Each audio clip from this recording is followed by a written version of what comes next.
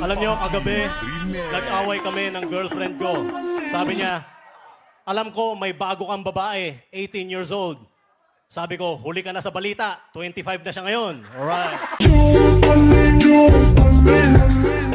Alam niyo, nung panahon ng Katipunan, kung meron ng Facebook, malamang hindi na baril si Bonifacio. Kasi matitiktikan niya yun eh. Wow, in-unfriend ako ni Aguinaldo. Alright.